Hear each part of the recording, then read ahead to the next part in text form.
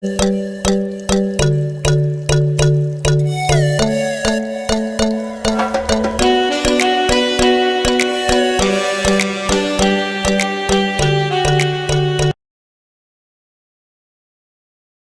evening, everyone. Welcome to INTOUCH, a masterclass on school products powered by Brainwonders, in partnership with Zoomer Sport. This fourth edition of Masterclass series will take you on a short journey of introducing you to 30 innovative school products selected from across India. In this masterclass, innovative products, informative content, and progressive ideas are being shared with you. We remain hopeful that this and forthcoming sessions will inspire you to take your school community to a new direction of development. My name is Namrata, and I will be your moderator for today. I represent India's largest career counseling organization, Brainwonders. With 108 global centers and 12,000 school connects, Brainwonders has been revolutionizing the face of academic guidance, career development, and personal growth via its US patented DMIT and online psychometric tests. Founded by Mr. Manish Naidu, over the past decade, Brainwonders has been nationally awarded on 7 different platforms, including recognition for being the most trusted and digitally innovative career counseling company. Excellence and passion is what Brainwonders strives for. And with that, let's proceed with today's session. Before I welcome today's speakers, I request all our audience to immerse themselves in the session and hold their questions, which will be addressed right after the session. I present to you today's speakers, Kunal Sareen, who is the National Training Director of Zoomer Sport, and Hans Stross, who heads Curriculum Development at Zoomer Sports. Kunal Sareen is the founder and National Training Director at Zoomer. After completing his MBA and a brief stint at his family business, he soon realized that his passion was elsewhere. Sports was always close to his heart, but the hidden spark was his love for child development. He has a way with children like no other and has always been the Pied Piper of his family. It was while running the chain of soccer schools, a business he helped scale across the country, that he realized that children need a structured physical literacy program that focused on developing motor skills.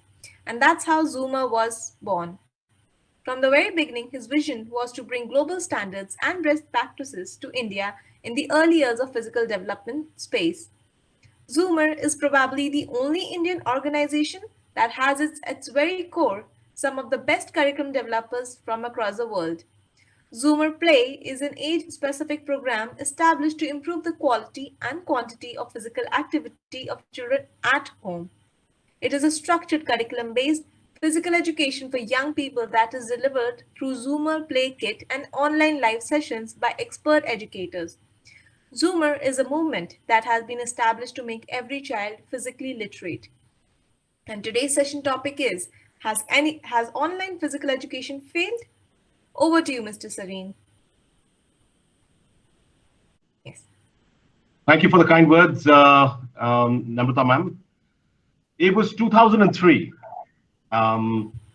It was while I was doing my MBA at NMIMS, and we were sitting in our classroom with a finance problem to solve, and all of us were very busy trying to figure out, because it was a very complicated subject. And then suddenly walks in our course coordinator, and at that point in time, suddenly the lights go off, and we were asked to do some deep breathing. We did notice before we shut our eyes that there was somebody along with him. Well, we followed the instructions like good students, and we were asked to close our eyes. We were asked to do some deep breathing, inhaling and exhaling. And while all that was going on, there were a pencil and a pen, a paper that was kept in front of each one of us. And while our eyes were still shut, we were asked that when you open your eyes, you're going to see this pencil and paper. And what we want you to write down is, what do you see written on your grave? So here we were, completely immersed in our financial problems, trying to figure out the mathematics behind it. And suddenly we're thrown into a completely different realm. And in that meditative experience, even though at that moment in time, I was very much a part of my family business, what occurred to me was something that truly blew me away. What I wrote on that piece of paper was that I wanted to be the father of modern sport in India. And I couldn't believe what I'd written. I had goosebumps. I'm still having them right now when I'm speaking about it. My friends laughed at it because they thought I was joking. And you know how it is, right? When your friends are together, there's always banter going on. And but that sort of stayed with me, and it stayed with me forever. The rest, as we say, is history. It's been a long journey in sport education, a very, very fruitful and very satisfying one of that. But who knew 5, 10 years ago that we were going to be in the position that we are now? And that's something that I think we really want to talk about today, is more from the perspective of where we are, and whether we like it or not, this is our reality today, right? Physical activity is at an all-time low. Screen time is at an all-time high. How we wish as parents and educators that we could invert that, don't we? Well, research suggests that 1 out of every 6 children in our country are myopic. This is, of course, from the cities. Enough has been said about obesity and India. And it's a shameful thing that a country that has almost 50% of the population below poverty line actually contributes to being second highest in obese children around the world, second only to China. But I think one of the biggest challenges that we have is to make sure that, given our current circumstances, to protect our children and to make sure that their emotional and mental well-being are taken care of. Because I think the two things that belong to them and belong to the children solely, one is school and two is play. Both have now been confined to the 4 corners of home. And that's something that has massively taken a toll on them. And as educators and pathfinders in education, it's our responsibility to make sure that when we talk about education and the current scenario, we do not leave this important fact behind, which is why I think post-COVID, I don't know when that's going to be, hopefully sooner rather than later, we need to have a post-recovery package for children that's going to focus on their merriment, their enjoyment, their enthusiasm, and igniting that spark back again in them. And one way of igniting that spark is physical activity. Did you know that physical activity actually increases brain function? And that's just a quick description of that. I mean, you see 20 minutes after sitting, that's how your brain looks on the extreme left-hand side. And 20 minutes after a brisk walk, that's how we are. So very clearly, physical activity is linked to brain activity. Professor John Ratey from the Harvard Research Center actually found out that it is exercise that builds new brain cells and not new learning. Pretty contrary to the belief that you and me were brought up with. हमें हमेशा बोला गया था कि और पढ़ोगे तो और सीखोगे, और पढ़ोगे तो और सीखोगे. But what science found out was pretty much the opposite. What they found out is that when we exercise, there are neural connections and neural pathways that are created in the brain. These neural connections act as express highways for learning. Learning becomes a lot more faster, simpler, easier. And when they did the research, they broke children down into 2 groups. And the group that actually went through a dynamic exercise program doubled their reading abilities, and their math scores improved by 20 times. And I feel somewhere deep down inside, as a culture, we do not understand that physical activity leads to increased brain function. Because otherwise, a society like ours, which is so academically inclined, would never have left this important part behind.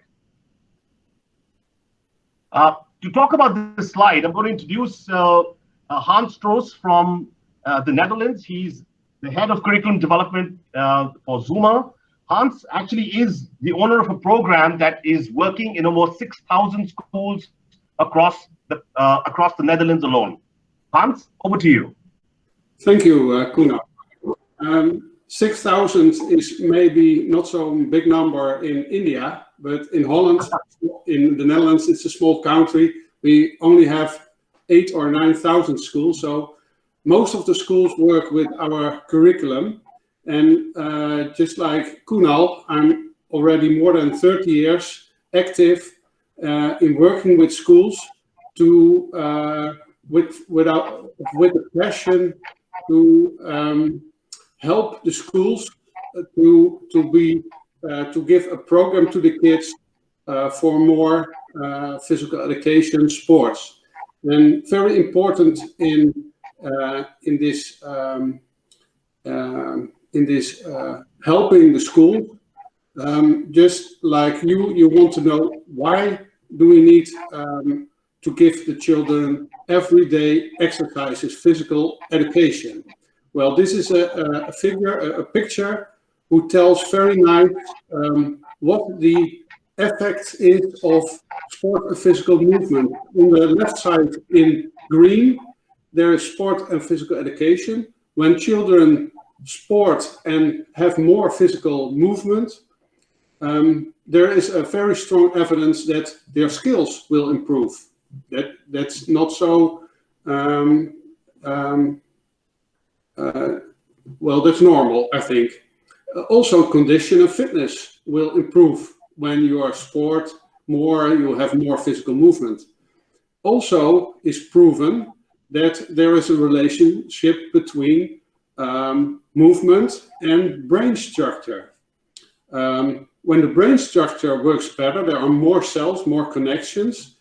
The executive functions will be better in the brain. And the next slide, I tell a little bit more about the executive functions. And there is evidence already, it's still light, but there is evidence that if the executive functions working better, the school performances go up. And you can see in this picture that there is a wide line between physical education and school performance. So there is not a causal relation found yet that if you do more physical movement, more sports, your school performance will improve. It's not a causal relation, but with improvement of the brain structure and the executive functions, there is a relationship between physical education and school performance. There's also evidence, not very strong yet, that if children have more physical movement, their social behavior, self-image, and confidence will increase. And that's very important to that insight to the efforts to let children play and move. We can go to the next slide. Yep. I talked about the executive functions. The most important that came out of the research is when children have more physical education, more sports, in their brain, some executive functions work better. Task initiation, how fast a kid goes to work. Also their planning and time management will improve. They have a better overview over their task. The big picture is more clear. Their focus and persistence will become better. The short-term memory is improving. And in Holland, they found also that there are less children with problems with the behavior when they have more physical activities. Because when children move a lot, have a lot of physical activities, they don't react as fast on primal stimuli. So their behavior is more quiet. They can relax better, they can have better attention. So emotional regulation will be better in this example. Also, self-insight is a very important executive function that develops when children move more. In Holland, we have a brain professor, he's called Scherder, and he preaches always about enriched environment for children. And an enriched environment develops the fastest way the brain. And it consists of 3 elements. We have to give children new activities, that's one, that are challenging, and they have to take effort. When these 3 elements are in the program, the brain of young children will develop very well. And that's what I like about my relation with Zoomer Play, with the program. All these elements come back in the program. And Kunal will tell how these elements come back. Kunal, Mr. Kunal. Yeah, thank you, Hans. Thank you. In keeping in mind the current scenario, we developed what we call the Harpa Assessment. Harpa stands for Health and Physical Activity Assessment. The Harpa Assessment has been created in collaboration with leading pediatricians, child psychologists, international physiotherapists, and nutritionists. And the whole idea of the Harpa Assessment is to give the parents a complete insight on the child's nutritional intake, screen time, physical activity levels, and it is a general indicator of the well-being of the child. The Harpa Assessment is given to schools free of cost when we sign up with the program. That can be shared with the parents so that it is an add-on, and it gives the parents a very, very important information on the child's well-being, but also a directive in terms of what are the correct steps that need to be taken. Ladies and gentlemen, did you know that sitting is the new smoking? Now, that's not just a statement that's been designed to grab your attention, but I want your attention nonetheless. According to the World Health Organization, lack of physical activity is the 4th largest contributor to human mortality. On number 5 is smoking. We all know the challenges, the perils, and the dangers of smoking, and that is undisputed. But did we know that a sedentary lifestyle is actually worse? Something for us to ponder about. Now, we do believe that schools are working mighty hard to bridge the gap and to make sure that children aren't left behind academically. But what about the physical education? We are very well aware that the topic today is about understanding whether online physical education has failed. And I think the next slide will answer why. Because can physical education really be taught without equipment? And that's a big, big question. That's something that every single school across the country is trying to do. Yes, we know we're trying to bend backwards. None of us were ready for what COVID-19 threw our way.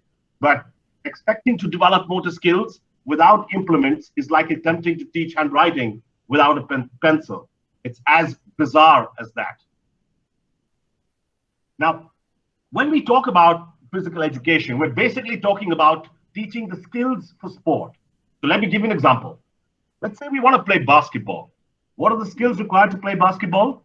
I need to be able to run. I need to be able to jump. I need to be able to hop, which means moving on one leg. I need to be able to catch. I need to be able to throw. I need to be able to bounce. There are a whole host of other skills, but these skills, primarily, we understand them, all of us, right? These are known as fundamental movement skills. And when children do not receive these fundamental movement skills adequately, there are developmental delays in their gross motor skills. Children experience difficulty and frustration in learning advanced skills, and it really discourages them for further physical activity participation. Ladies and gentlemen, I want you to remember that back in the day when you and me were little, we entertained ourselves through play. हमारे पास और कोई option ही नहीं था. But today, our children have a host of options for entertaining themselves, and they do not need to play. And that sort of puts the emphasis back on us as educators to ensure that the physical development happens. Because otherwise, if they do not receive these fundamental movement skills, it will reduce their motivation for an active and healthy lifestyle, which is something that we do not want. Now, there are very many benefits of physical education. Hans has tried to throw light on some of them. But one of the things that physical education does immediately is that it increases the confidence of the child. With that increased confidence, the child now creates more opportunities for him or her to be active. And that results in the child feeling good. So we said that physical education was responsible also for the children feeling good. That would not be an exaggerated statement. Like was said in our introduction, our entire focus is to ensure that children at home or at school improve both the quality and the quantity of the physical activity they receive. We want to make physical literacy a core family value. Ladies and gentlemen, we've been around for a while. March would be 6 years for us. We work with over 40,000 children across the country already. We have a pan-India presence. Zuma is an award-winning program that's been designed by some of the leading curriculum developers in the world. You had the good fortune and the privilege to hear Mr. Hans Stross today. And the whole idea is to make sure that we can bring and bridge this gap of making physical education more engaging even when it's done online. Yes, we know that the COVID vaccines are on their way, but who and when are we going to receive them? I think at this point in time, we're not really sure about that. Now, what you get as a part of the Zuma program is a multi-skill kit that comes in a bag. So just like you have a set of books that go to every single child, here you have a set of equipment that goes to every single child. All of this equipment has been tailor-made for developing various different kinds of physical skills. Along with that, of course, there are live online lessons, either being provided by our trainers or by the school's trainers once they go through our training program. Along with that, you also have access to our mobile application that has all the lesson plans in them. So your teachers will have access, the parents will have access, and so there will be 100% transparency between the school and the parent regarding what is being taught, and so that the children can practice this at home as well, so that it can keep them away from the TV, away from the gadgets, and being physically active. To quickly sum up our presentation, we know that flipped classrooms are here to stay. And we proudly say that Zuma is the only physical education program that is flipped classroom ready. What we do is we use technology and equipment to make sure that we can create an immersive environment so that we can increase the interaction with the children, their merriment, but most importantly, improve their physical activity, their immune system, their cardiovascular systems. And I think given the fact that our children have endured what they have over the last 8 to 10 months, and God alone knows how long this is going to last before schools and life comes back to normal, I think as educators, as thought leaders, it is our time to make our children happy and active. So I'm going to show you some of the equipment that we have that we work with the children. So this, what we call, if you can see this, we call the lollipop, right? This is made of foam. It's extremely safe. So even if children accidentally hit themselves or somebody else, no one's going to get hurt. A completely safe piece of equipment. Tons of different activities are possible with this equipment when we want to teach them the basics of hand-eye movement, the basics of maybe racket sports. Let me show you something else. So this is a great piece. Looks like a simple fishing net, right? You just sort of toss something and try and catch it inside it. But the fun actually starts much later. Once the children are able to do this, the length will keep increasing. And as the length increases, it becomes harder and harder and harder and harder for the children to be able to do the same activity. We do this both with the dominant hand, the non-dominant hand, and of course, with both hands as well, because the skills required to control a long implement with two hands are completely different than the ones required to control a short implement with one hand. When we spoke to you, the whole idea when we talk about physical literacy is about making sure that we can break sport down into skills and skills down into easy to understand movement patterns. So let me explain what that means, right? We're talking about language. The way language was taught to you and me, how did they teach us language? Language was broken down into ABC, and they taught us the phonetics, the sounds of the ABC. From there, they taught us simple words like mat, sat, cat. And then finally, they taught us how to string these mat, sat, cats together to create sentences. And that's exactly how we learn to read, write, and speak. That's exactly what we do when we teach them physical education. We take sport down and break it into skills. So let's say we want to teach children how to catch, right? something like this makes learning to catch a lot more fun, because suddenly now you do not need to have the skills required to be able to catch. In fact, you can learn first the two skills required before you can learn to catch. So there are two skills required, just like the skills required for writing A are first slanting lines and then the sleeping lines, and then we write A. That's exactly what we do with learning to catch as well. We first teach them prediction. So the first skill the child needs to learn is, can I predict the trajectory of the object? The second skill is, once I'm successfully able to predict that, the second is, can I intercept the flight of this ball? So prediction and interception. Step 3 would be to wrap my fingers around it. But, well, we don't complicate that for the little ones. We first make sure that they learn the prediction and interception, and then we sort of work on developing the competence. The way the program has been designed is basically to make sure that there are 3 major cornerstones that have a checkbox on them. The first one, to make sure that the children have the motivation to move. In order for them to have the motivation to move, the equipment needs to be colorful. First of all, there needs to be equipment. Then the equipment needs to be colorful, engaging. Second, we have to increase their confidence. So the games have to be such that it actually inspires them and it builds their confidence. So motivation, confidence, and then eventually we work on the competence of the children. That's that for me, ladies and gentlemen. Namrata ma'am, over to you.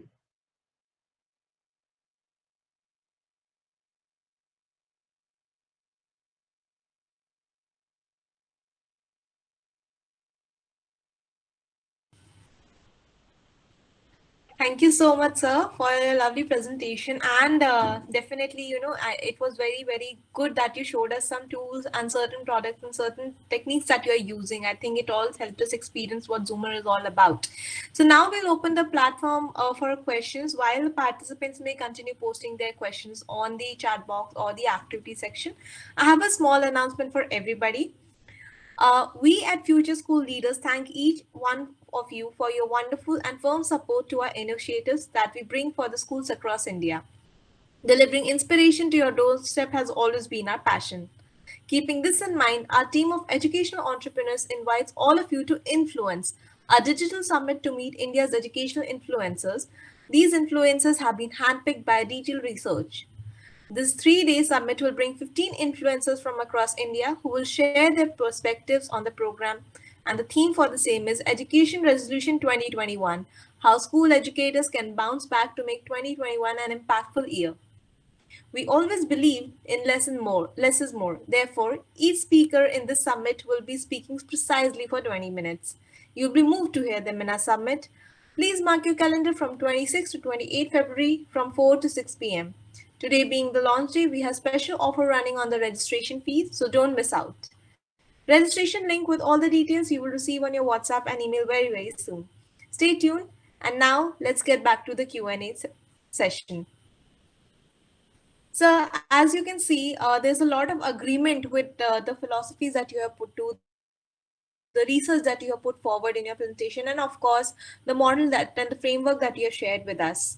A lot of people do agree that it is definitely the need of the hour, and it is very, very important. The work that you're doing it has a lot of significance, considering that you're working in keeping a future generation fit and physically active. So Dr. Yogita Sarwal has presented the first question of the evening, which says, do you have some training schools too? And you have responded as well, saying that you work with schools across India. Is that correct? That's correct. So we have a training program for schools and for school teachers across the country. So when we do eventually engage with schools, training their staff is an integral part of that model. Thank you, sir. All right. Now, everybody else, you can also start putting forward your questions, and I'm sure Mr. Sareen and Mr. Strose will be very delighted to answer them. Dr. Yogita Sarwal is asking anything for the parents. So we have a program that is online at the moment. Of course, our retail programs. We have the schools program, and then we have the program that's available for children across the country. They can just go onto our website and buy it. But we don't have anything for parents specifically just yet. If the Dr. Yogita has a group of friends who are ready to join, we can definitely have some fun activities with them, certainly. I'm sure.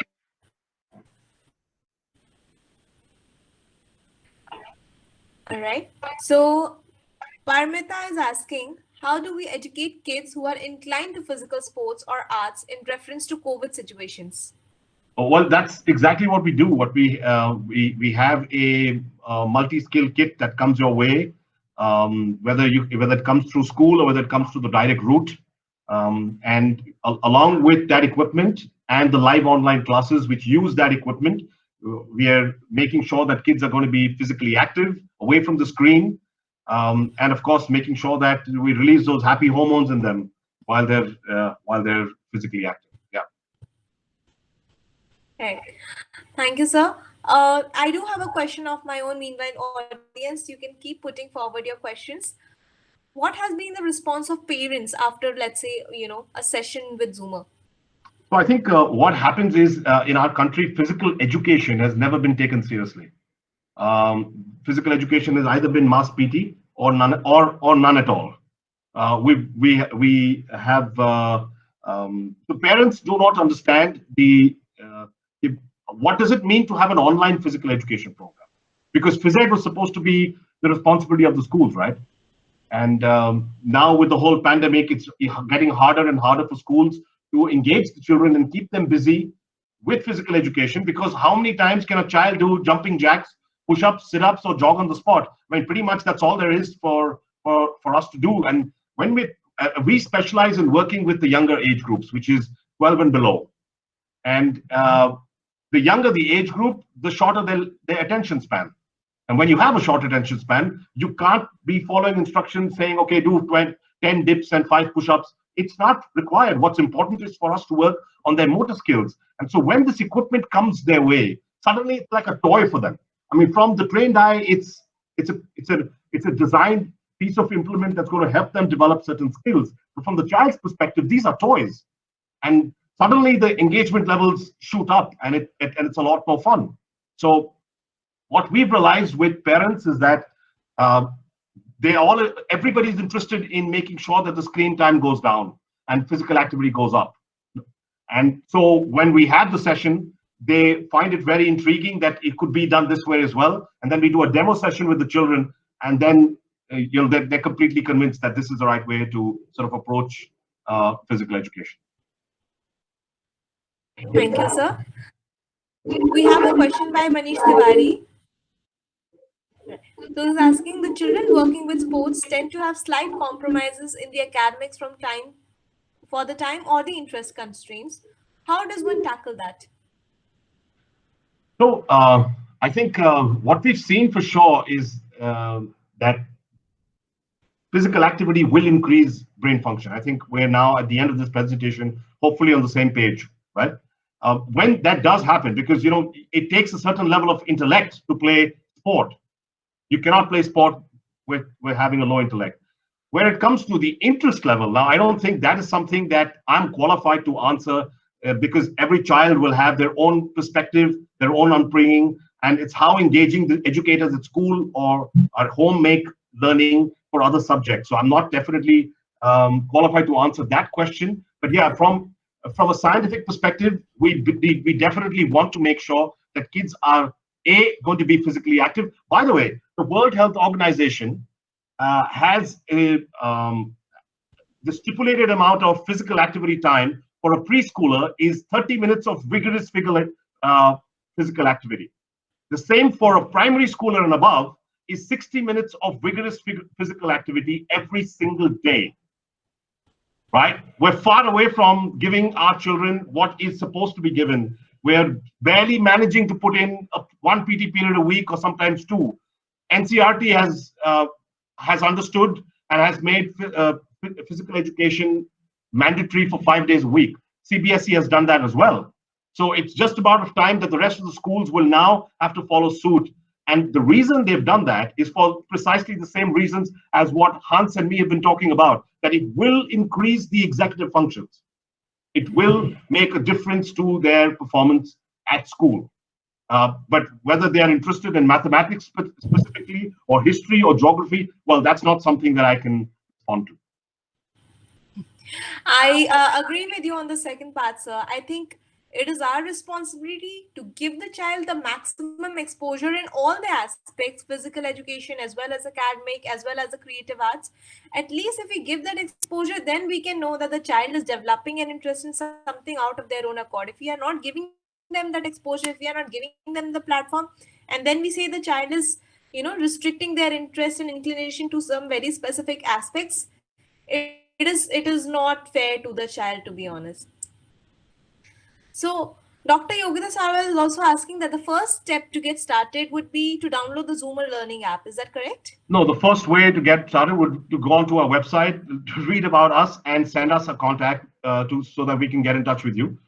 Depending on the kind of interest, is it an individual interest from a child's perspective? Is it from a more institution interest from a school's perspective? So, and that's when we can get in touch with you and have a demo session if it's for the child or for the school, and then we can take that conversation further. So that's pretty much what we do. We'd like to always showcase what we're capable of doing, so that the school is on the same page, or the parent is on the same page, before we can actually engage and work together.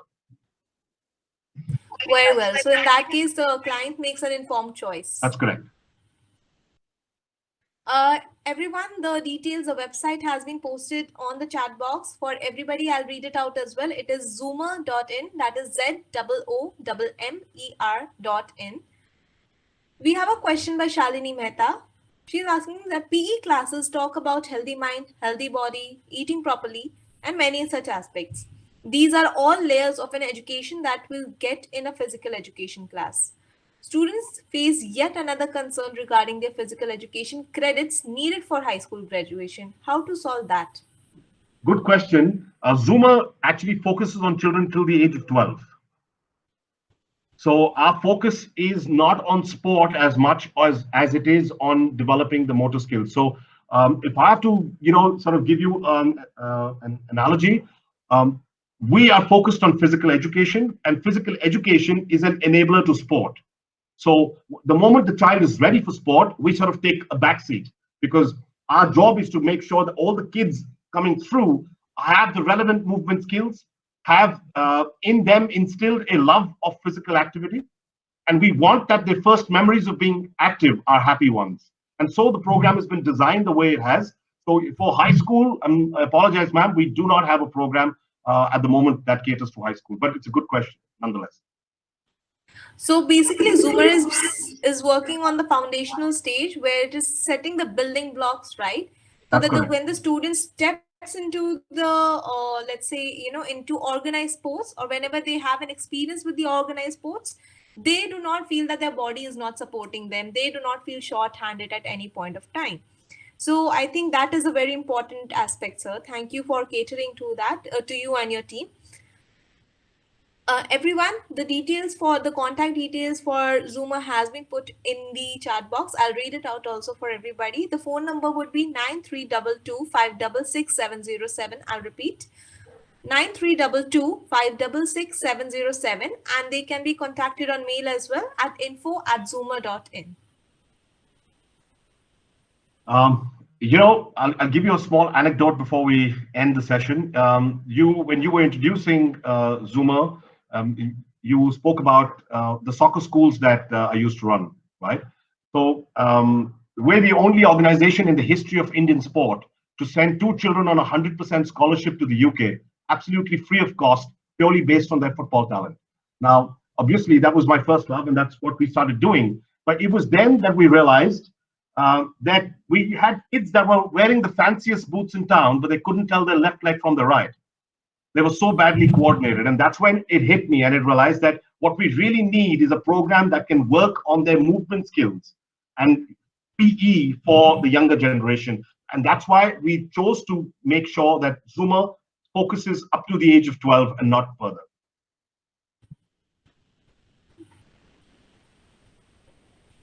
Thank you, sir. I think that was very well put. That insight of sharing that why we need to focus on the basics and the development stage. And obviously, it's a very well known fact that the child's development is the most rapid, as the ages that you mentioned, up till the age of 10 or up to the age of 12.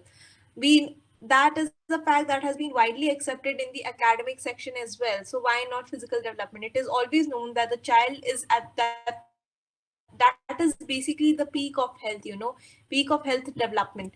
So definitely, I think it's a great idea to focus on that area, get the basics, lay the foundation straight, because slowly and steadily the child will be making their own decisions. They will be introducing themselves in the world as with their own identities, and a healthy body is exactly what will help them make a name for themselves, help them make that identity for themselves, and ensure that they live and understand and learn from each and every moment to the fullest.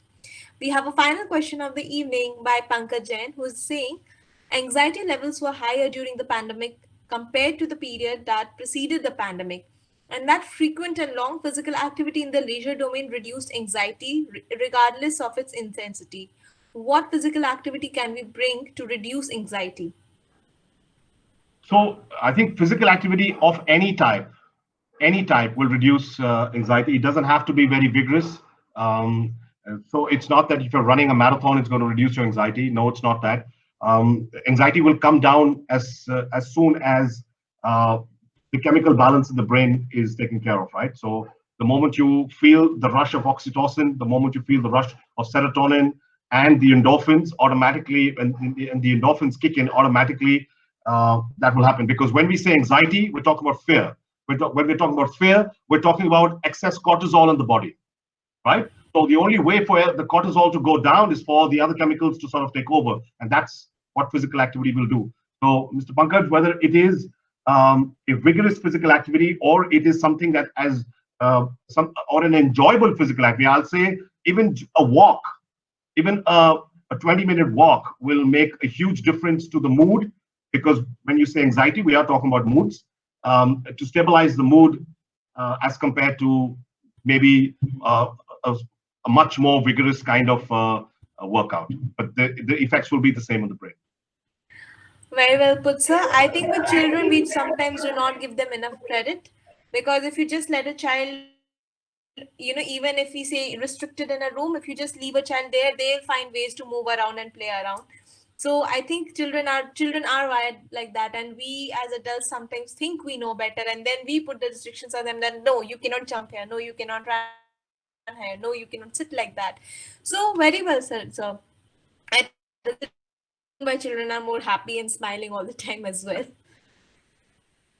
Thank you so much, sir, for being a part of today's session. It was great to have you and Hansa and enlighten us in so many ways. I think all of us would really love to have you devise a curriculum for us adults as well. This is definitely something that we would need even as adults. Thank you so much for introducing Zoomer to us. It was definitely a pleasure for us all. Thank you, Namrata ma'am. Thank you very much. Thank you to for creating this platform for us, and look forward to further interaction. Thank you very much. Likewise. Thank you, dear participants, for being a Thank part you, of Hans. today's session. I think it was... Thank you. Yeah. It was definitely lovely to have you, sir. Mr. Hans, it was definitely lovely to have you also a part of, the session today. It was good to see the brains behind the whole activity. A lot of times, like how we understood in the session, that even physical engagement requires a lot of mental preparation. There's a lot of strategy involvement, and that is exactly what you have been doing with the whole curriculum designed around physical education for the young generation. Thank you for your contributions. Thank you for the opportunity. Yeah. Thank you. All right. Bye-bye. Thank you, everybody. We will meet again tomorrow at 5 o'clock. I think it was definitely a very engaging session for all of us. And have a great evening. Bye. Bye-bye.